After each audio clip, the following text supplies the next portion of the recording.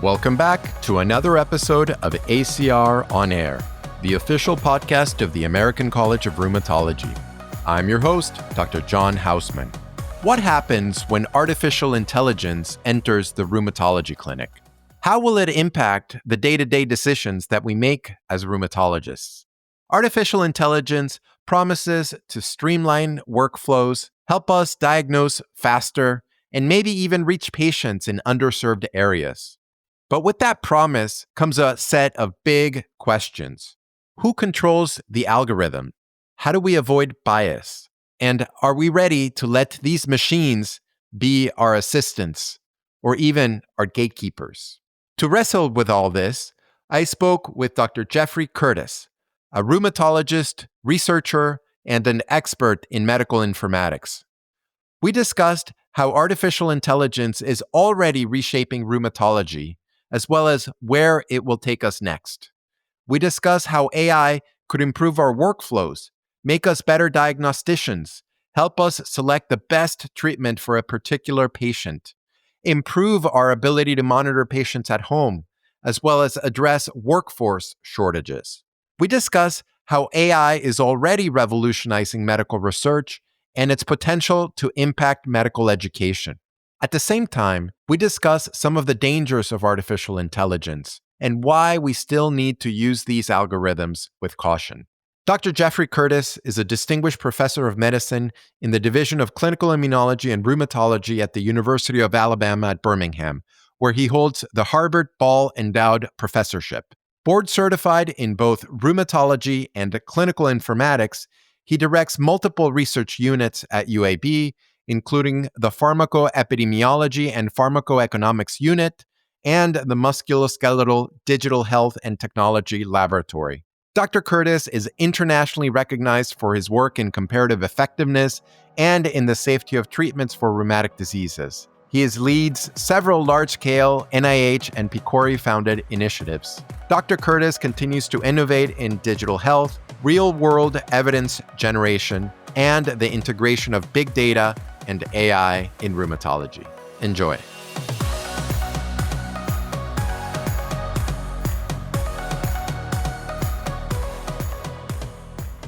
Jeff, welcome to the show. Thank you. It's a pleasure to be with you. Appreciate the invite. Yeah, so we last met in 2021, and we were talking about COVID-19 and vaccinations in that era, which was, different world. In 2022, ChatGPT came out. And again, this is a different world in terms of, what ChatGPT and other large language models are doing in general and what's coming to medicine. And we thought to bring you in to talk a little bit about sort of artificial intelligence and give us an update about how we may be able to use this in rheumatology.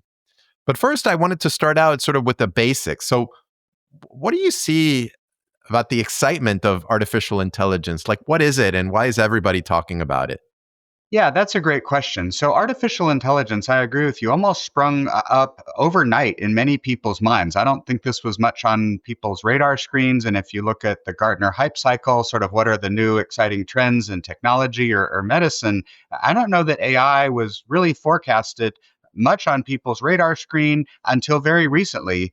But in short, artificial intelligence is really just having the computer do any sort of tasks that normally requires a human and human intelligence. And that can encompass a diverse array of tasks, including learning, solving problems, understanding natural language, making decisions, using data to recognize patterns and then act on those patterns. So it obviously encompasses a very broad set of topics, but I think that maybe what garners the most attention is generative AI, where you're asking the computer to create something new or what seems like something new. And I think the perception of massive creativity that's been unlocked as one of the branches of AI, generative AI, has really taken people by surprise and frankly, even in medicine by storm.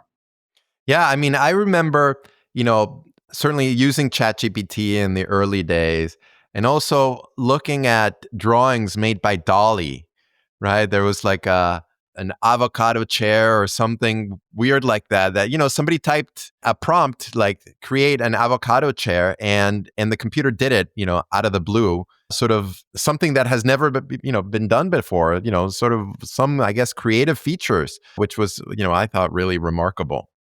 Yeah, they can do some amazing things to be sure. And interestingly, and perhaps more subtle than anyone realizes, AI generated content with respect to visual imaging has come a long way. There used to be certain things that were tells. The tells meaning they were images that AI would create that it would never really get right. And it was terrible at hands. If you would look at fingers, often if you kind of zoomed in or looked up close, the fingers of the people in the images were never quite right. And in some of the earlier AI images, that is often how you would know that it was computer or AI generated, because they would never get the hands and the finger symmetry and conformation right. And that's how you would know. I think that problem, or that kind of problem, has mostly disappeared.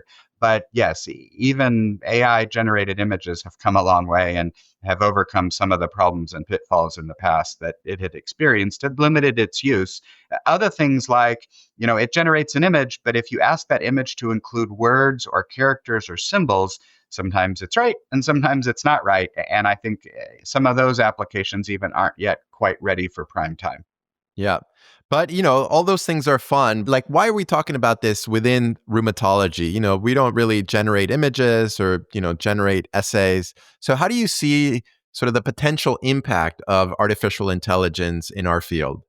Yeah, I think there's a lot of different answers to that. And we could talk about medicine in general. We could talk about rheumatology more specifically. And probably time would preclude going into every deep dive of every potential application. But I kind of bucket them in several large buckets. The first is office workflow. So sometimes people think, oh, AI, that's for people doing research or, are doing predictive AI. But in fact, this is where I think AI has a ton of generalizability for clinicians, researchers, and people doing all kinds of tasks within medicine and rheumatology. What seem to be simple things like, how do I decrease my inbox? If I could have a chat box that was effective for all of those patients that are asking questions that might initially come to your staff and eventually come to the provider, if you could have a chat bot that would reliably field what those questions were, figure out who to send them to, and might even be able to credibly answer them or most of them, we would save a ton of time. So I think that the impact on office workflow to communicate with patients or to triage patients, you've got a new patient. You've got to figure out what might they have. And if perhaps you're in a resource constrained area where the office workflow needs to prioritize people that are sicker with active inflammatory disease, and the people that maybe aren't quite as sick have a bit more of a wait time in the queue.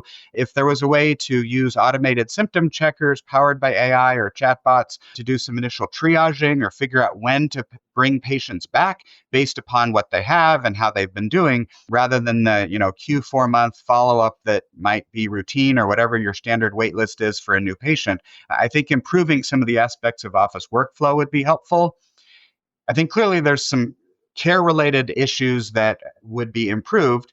But of course, the domain of research is going to be hugely benefited by having AI power a lot of the things that we've done with brute force. For example, I do clinical trials, as do many. Screening people for clinical trials, if you have to go beyond just a simple ICD-10 code search, or people that have been on medicine X or Y, I think built into the EHRs or harnessed to them are AI-powered processing of physician free text notes and other data in images or the EHR to figure out who might qualify for this clinical trial, rather than sending a legion of study coordinators to the medical record, reading notes one at a time to figure out whether this patient qualifies or doesn't for this trial. That is a huge time sink that I know I've spent a lot of years working with some talented study coordinators where I am at UAB, that AI can power and be much more efficient and effective. Things like extracting disease activity from our notes rather than having structured data fields for note templates that we all know not every rheumatologist is going to measure all those things and type them into some structured note template field. That's going to be a minority of us. So information extraction, encoding, and a lot of the office workflow aspects of what we do, I think, are going to be hugely more efficient with AI. Yeah, I know that some, electronic health records are looking to integrate AI into, within the system itself so that, for instance, you can respond also to patient questions using AI so that the AI sort of does a draft note and then you can edit it and send it directly to patients.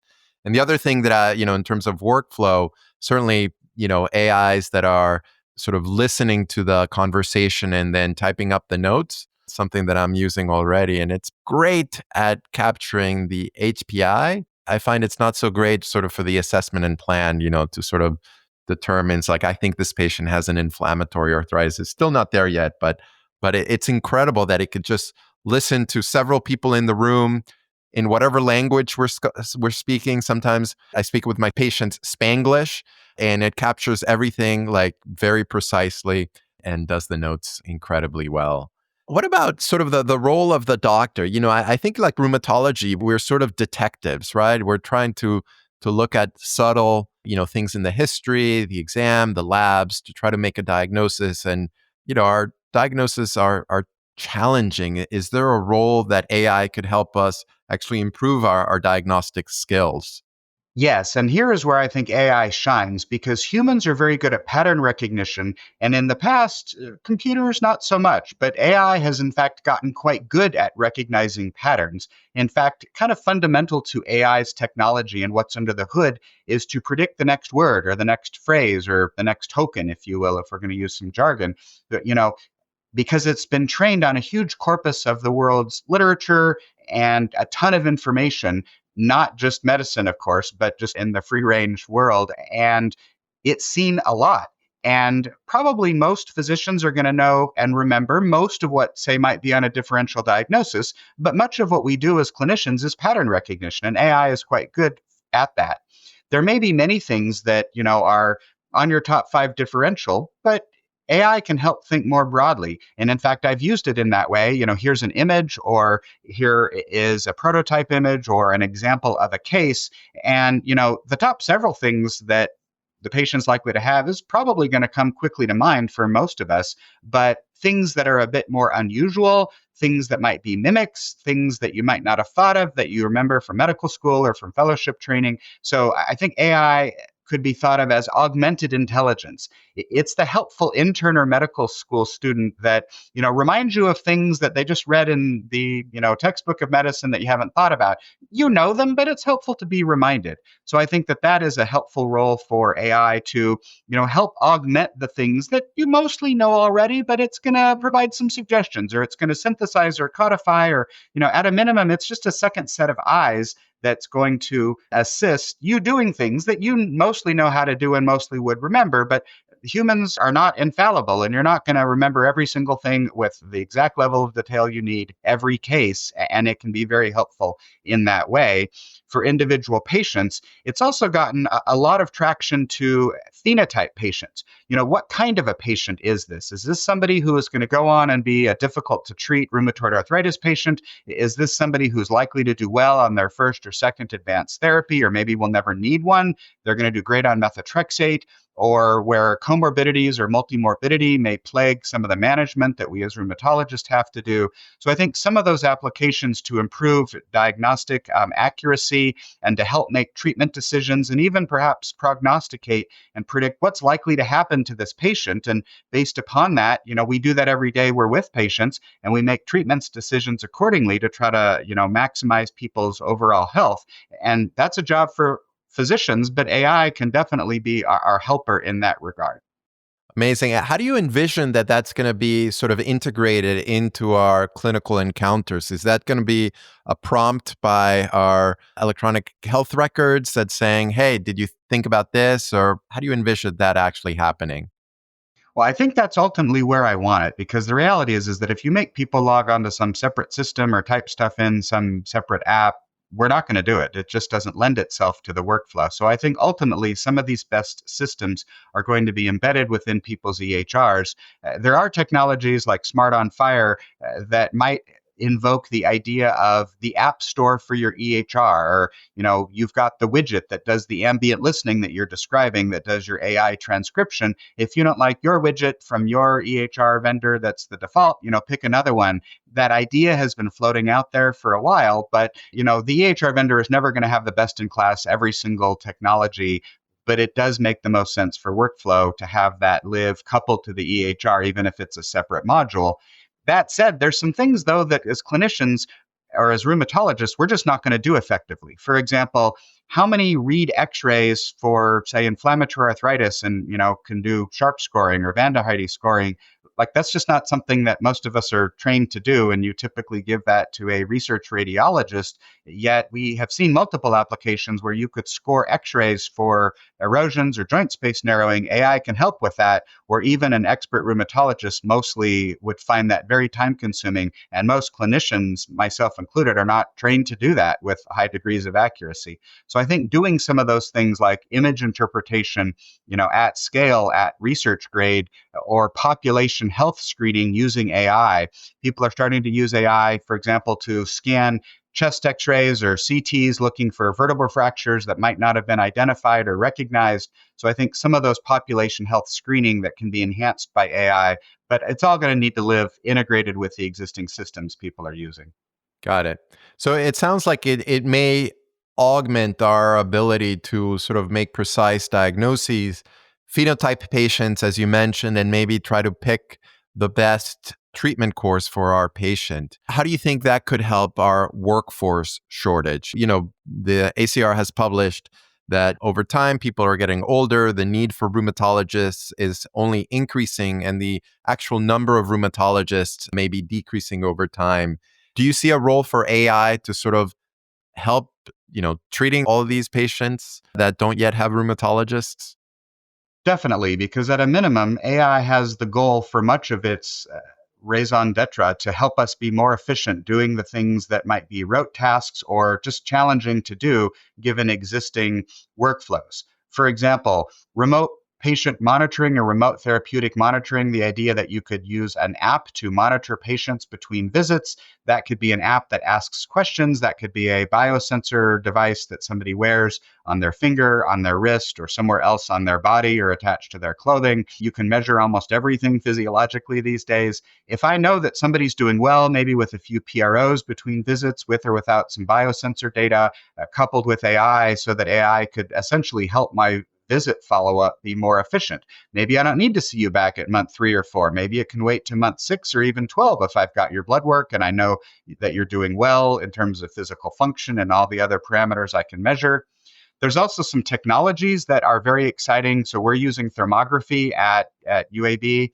The idea that you could use a thermal imaging camera coupled with AI to figure out, are these patients' peripheral joints in their hands, are they inflamed based upon their heat signature? AI can interpret that. So that's useful to figure out, does my RA patient have active inflammation? Yes, no. Or even to establish a diagnosis, where we deployed this in a pilot in our emergency department. Somebody's coming in the door in the ED. Do they need to see rheumatology immediately? Is this nodal osteoarthritis with Heberden's and Bouchard's nodes? Or, is this somebody who has more active disease that the ED physician just isn't quite as comfortable detecting synovitis, where thermal imaging might be able to help provide that triage function? Is it inflammatory arthritis? Yes, no, based on heat signatures coupled with AI. And then finally, we've seen some interesting applications in the last 6 to 12 months where people are just using the camera images on their smartphones to take pictures of their hands to figure out, is this joint swollen or not? Is there synovitis based upon the contours of the skin folds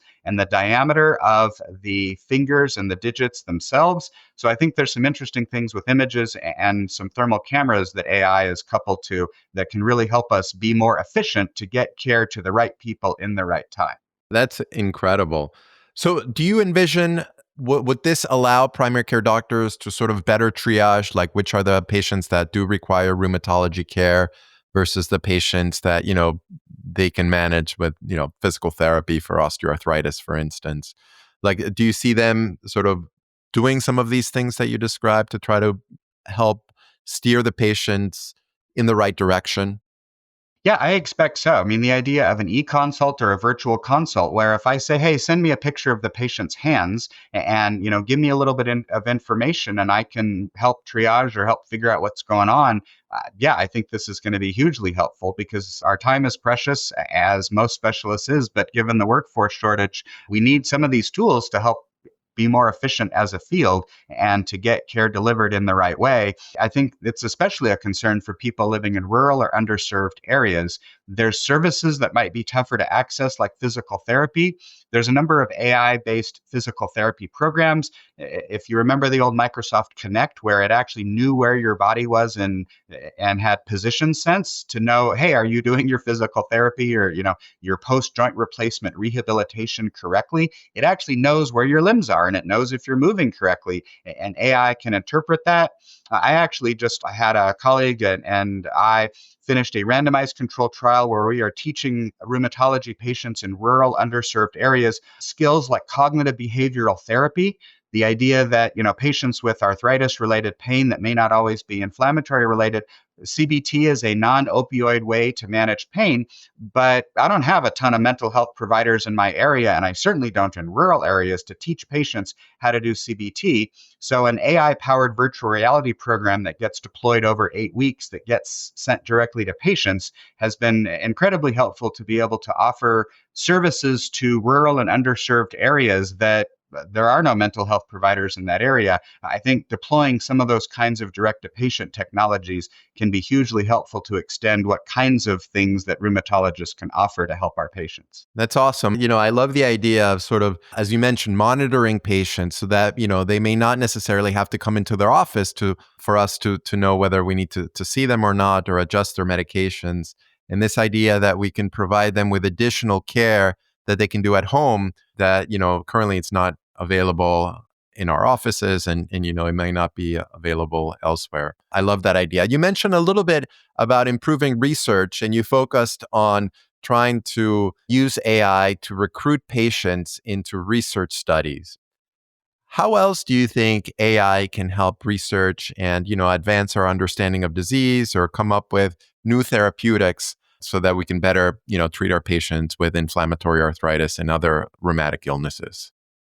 Certainly. I think AI is going to offer huge potential because I think as we have a lot of humility in rheumatology in that we don't always know why our medicines work. We might think we know why some of them work some of the time, but even with a systems biology approach where you're trying to integrate lots of different kinds of information, sometimes we're just wrong, or sometimes we don't know why treatment responses in patient A or patient type A it differs from patient B or type B. So I think predicting treatment response to certain drugs or mechanisms of action where you need to integrate a lot of information, probably not genetic so much, but other predictors. Some of them might be clinical, some of them might be demographic or social determinants of health related. Some of them are going to relate to the underlying biology and pathophysiology of the disease that's under study. But you need a way to integrate a ton of information at a patient level, and that's what AI is great for.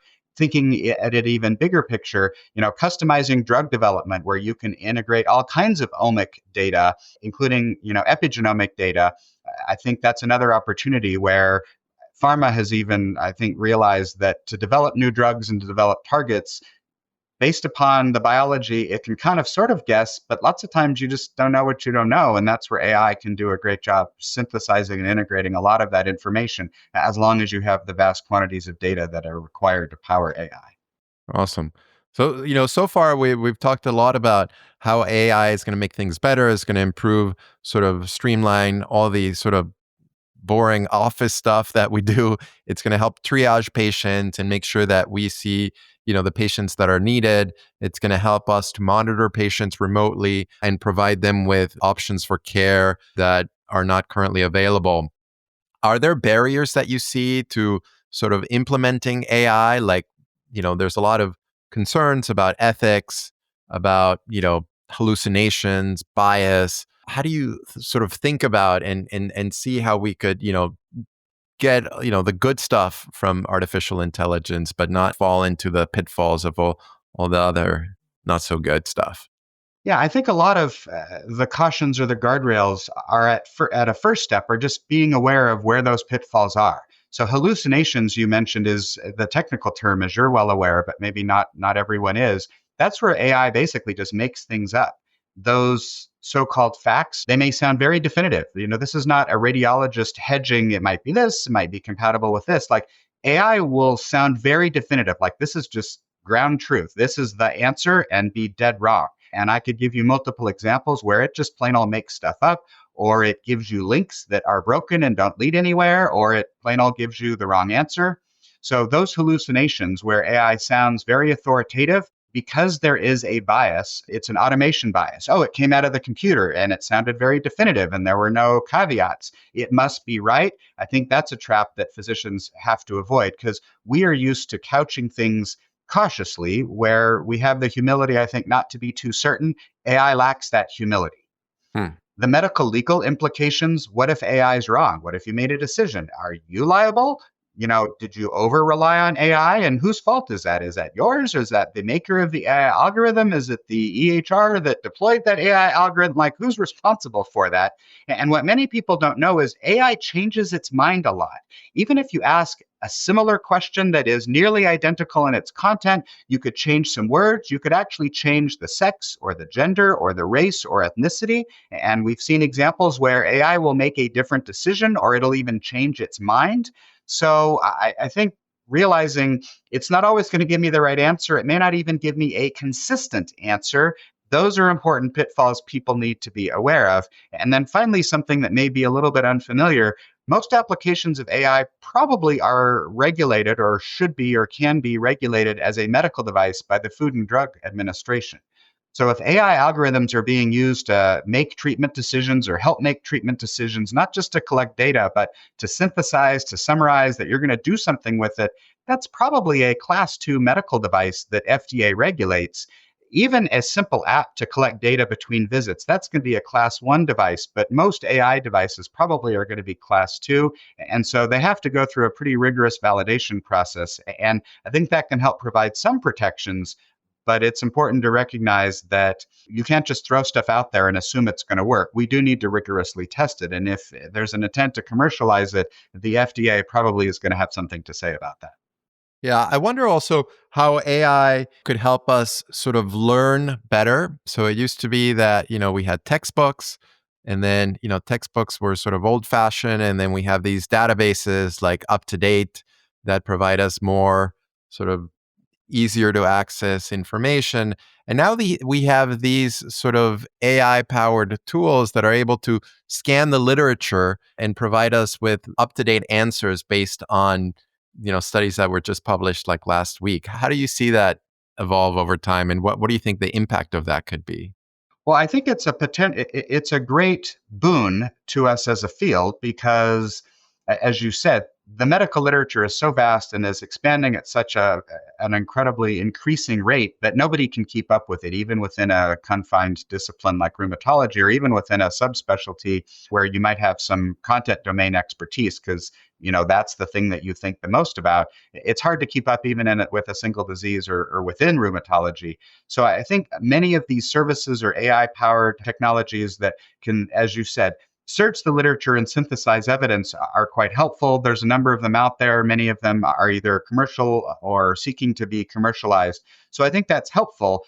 But I think it's also important to recognize the cautionary tale that, AI is not just a glorified Google search. And as I mentioned, it may give you links that may not be legit. So some of these services do a better job trying to pick out what's important, what's credible. But I think where we're still lacking is most of them do not have a good way to both synthesize evidence and make sure that it's giving you good evidence. Hmm. How does it pick out the important papers? How does it know, like, these are the more credible ones, these are the less credible ones? Like, when we might do ACR guidelines, the guidelines review committee synthesizes a ton of evidence. They might apply different grading scales to that evidence. I haven't seen many AI tools that are quite up to par to figure out, here is the highest quality evidence, multiple RCTs, et cetera, or meta-analyses of high quality RCTs. That's the best standard. What it gives me, I'm never quite certain how cherry-picked it is or whether it was rather haphazard in what it's giving me. So I think they're good to help integrate and synthesize. Some of the newer features like ChatGPT's deep research, definitely do a lot better than simple Google searches or what you would normally get out of a typical simple prompt. But grading the quality of evidence still has a ways to go. Got it. And then another question is about sort of training and education of, the future doctors out there, right? So people in medical school today have the power of ChatGPT to sort of answer any test question or essay that they may encounter. And, I wonder, is that going to help or hinder them from becoming excellent doctors? Like, how do you think AI should be integrated into medical education, both, as medical students or, rheumatology fellows? How should they learn to use AI and yet not lose, sort of their ability to think on their own? Yeah, so I think one of the skills that physicians have always had to have is the ability to memorize lots of information. And while we all recognize that as necessary but not sufficient to being a clinician, maybe there'll be a little bit less emphasis on being the walking encyclopedia of esoterica. Because again, you're not going to know and have memorized everything. I think the ability to synthesize and integrate and apply principles of adult learning theory, interleaving different kinds of information together, and AI helping, take this content, listen to this lecture, read this paper or this guideline, and then synthesize it for me, and then help me come to a better understanding to wrestle with the information. AI is pretty good at creating those sorts of narratives or helping us repackage things to learn it better, all founded on the principles of adult learning theory. I think that's going to be quite helpful as we train the next generation of clinicians. It's also important to recognize there's obviously a lot more to being a doctor than just answering board questions. ChatGPT has gotten 85 to 90% accurate answering USMLE, including rheumatology boards. Wow. But it changes its mind about 12% of the time when they've done careful, rigorous studies. You don't know if answer one was correct or answer two was correct. And that's a little bit disturbing. But I think that there's going to need to be more of an emphasis on the shared decision making and how do you communicate risk and some of the human elements that maybe have been sacrificed along the way in pursuit of memorizing a ton of facts. But we've lost some of our humanness in how to best interact and effectually communicate with patients. And my hope is that AI allows for some latitude that we can bring some of that back into medical education that heretofore there just wasn't enough time for. Great. I like that answer. Sort of thinking sort of 5 years from now or 10 years from now, I want you to think about sort of what our practice of rheumatology is going to look like ideally, incorporating all the best things about artificial intelligence. And also think about what's the doomsday scenario, like what can go wrong that we should watch out for in the future, especially as we, all these technologies are developing so quickly that we have very little time to understand them.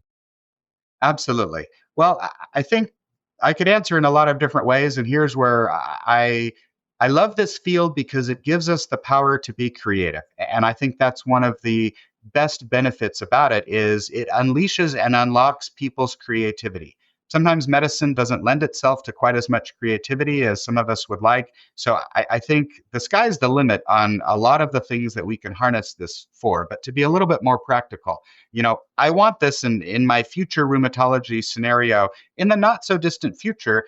I want it to read the note that I've just written for that new patient consult and say, hey, based upon what you've typed in or what I know about this patient or what you've just told me through my ambient listening and your evaluation, maybe think about these things. And you thought of most of them, or here's the things, Jeff, that you normally do with this kind of a patient. And I think, oh, yeah, I maybe neglected or didn't think as hard as I needed to about this or this. So not only might it offer some suggestions about what does the patient have or what might I want to do, they're only suggestions, but it's going to essentially be a second set of eyes. It's going to help you remember or think of the thing that maybe you had forgotten, or even the thing that you normally do that you were in a hurry or busy or for whatever reason you just didn't do it for this kind of patient. So it's going to be your double check. It's going to be the safety net to help you out, do the thing that you want to do. It's going to pop up the education. So you don't have to go to the up to date or the textbook to look something up. It's going to offer some suggestions where there might be some points of uncertainty. It's going to draw from your own EHR, maybe the ACR's RISE registry. Hey, there's 87 people like this throughout the country, and here's what they had. And it gives you the graph of like what the differential diagnosis was and how they were treated and what happened. So it draws on the strengths of the other rheumatologist practices and aggregated but de-identified EHR data to give you some suggestions. And then I think there's some practical aspects to what we do day to day in certain contexts. For example, at UAB, we've started using AI to help screen and review fellow applicants because, we get 180 or so fellow applicants a year. If you spend 15 minutes on each of those, you're at 40 or 50 hours, and that's just the program director's work. We're using AI to synthesize what literally is 2,700 data fields from the residency application system, and then a 35 to 45 page application for each person, and to distill that down into something that's much more bite-sized and manageable that picks out the highlights. So again, I think the opportunity to improve the efficiency of what we do day to day. But I never want AI to choose for me. Like, we're not going to have it decide who our fellows are, but reducing tedious tasks that take a ton of time, I think we're only going to improve on how we harness AI. To your second question, though, the doomsday scenario, I worry about data privacy. If you put your patient's case or information, or if you put that fellow applicant information into a ChatGPT like system, you're basically exposing it to the world. And that clearly is a no-no.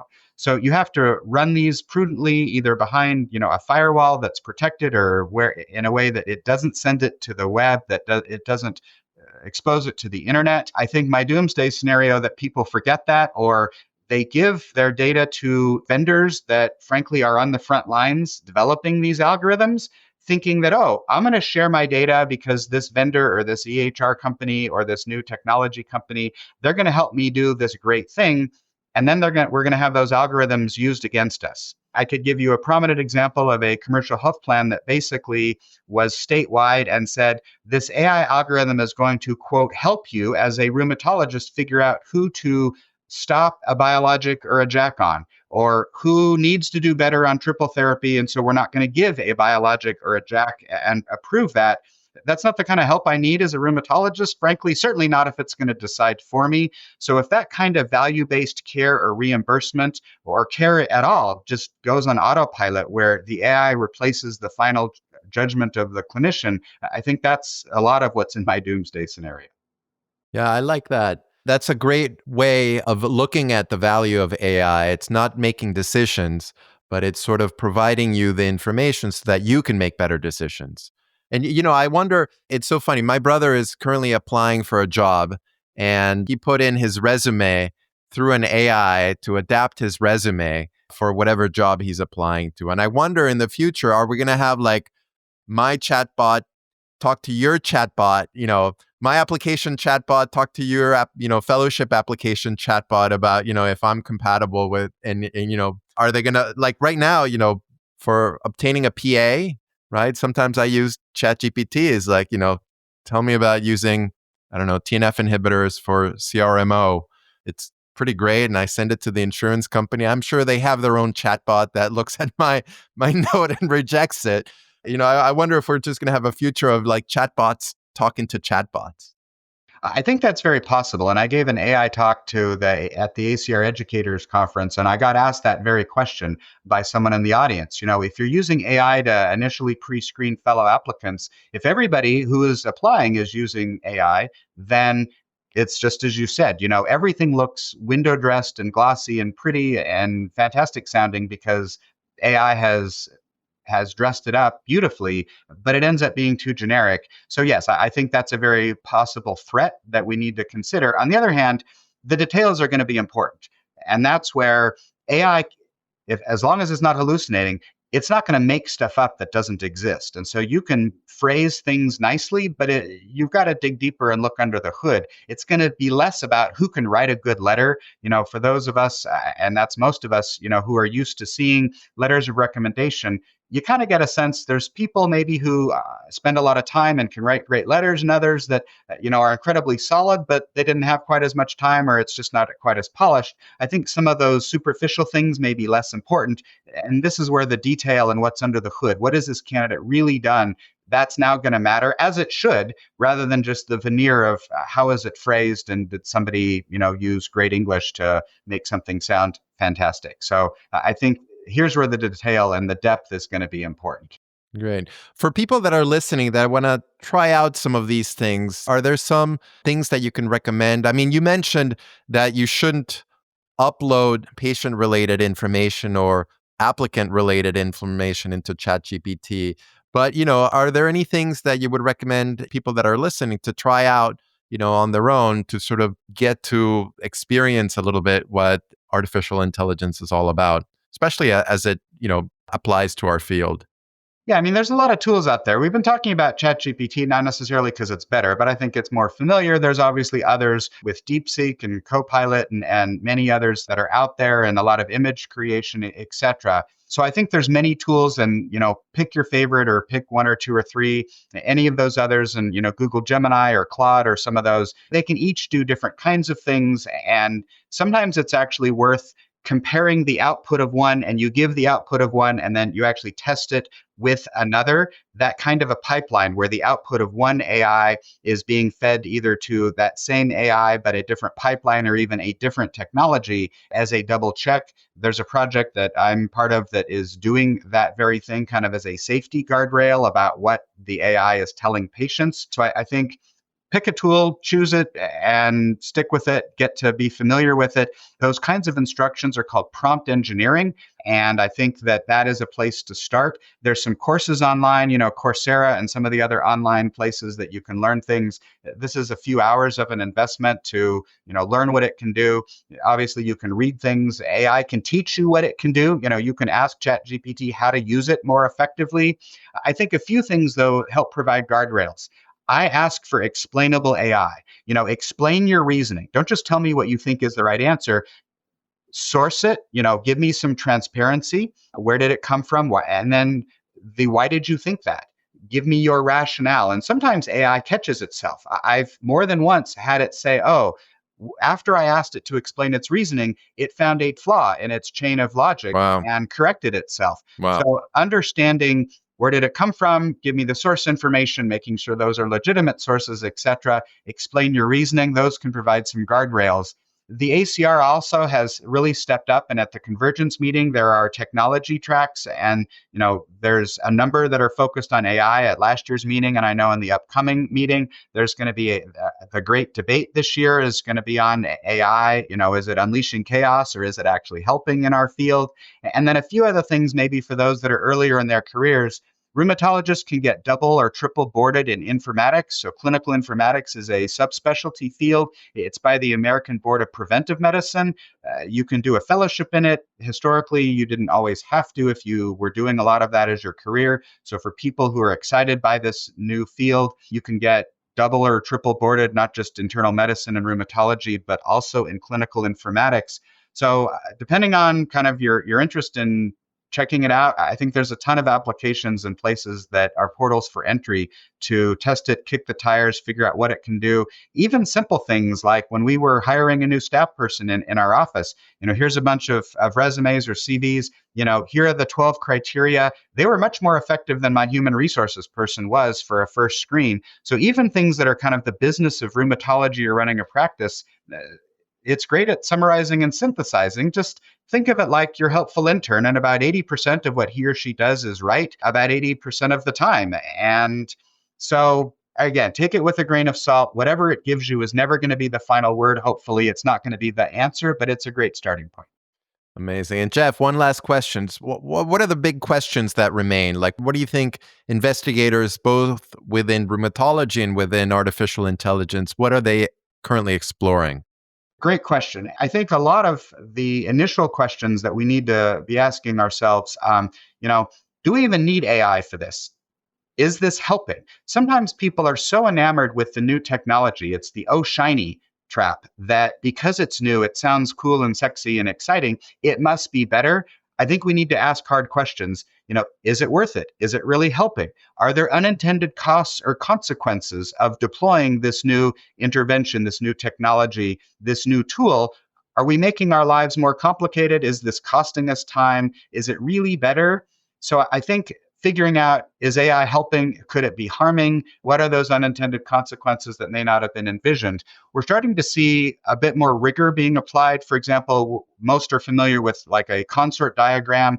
There are now extensions like the consort AI set of standards where if you're going to deploy a trial or an intervention that incorporates AI, there's certain things that you need to report and not just assume that, oh, because it's AI powered, it must be better than the way we've been doing things. So I think AI should be thought of like any medical technology. It needs to prove itself, and it needs to prove itself against a comparator. That needs to be done rigorously with all the usual methods that we test medical interventions. Randomization, if at all possible, or a good control or comparator group needs to be part and parcel of that. So I think asking those hard questions is very much something that we as physicians should be demanding.